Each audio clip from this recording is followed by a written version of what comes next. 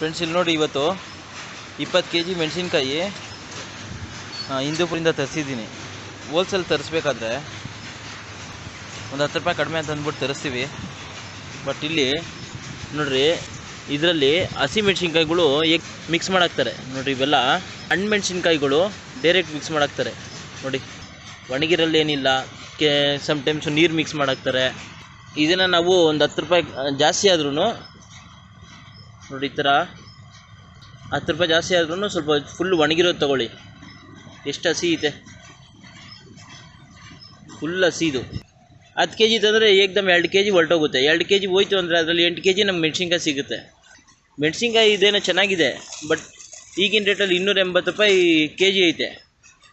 ನಮಗೆ 10 kg ಮೆಣಸಿನ್ಕಾಯಿಗೆ 2800 ರೂಪಾಯಿ ಕೊಟ್ಟಿರ್ತೀವಿ. ಬಟ್ ನಮಗೆ ಸಿಗೋದು ಫೈನಲ್ಗೆ ಒಣಗಿಸಿದ್ರೆ ನಮ್ಗೆ 8 kg ಸಿಗುತ್ತೆ. ಏಕದಮ್ 600 ರೂಪಾಯಿ ಜಾಸ್ತಿ ಆಯಿತು.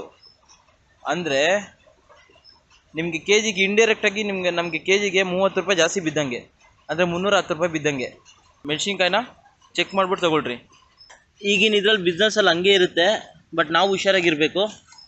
ಎಲ್ಲ ಪ್ರತಿಯೊಂದು ಫುಲ್ಲು ಒಣಗಿಸ್ಬೇಕು ಬಿಸಿಲಿಗೆ.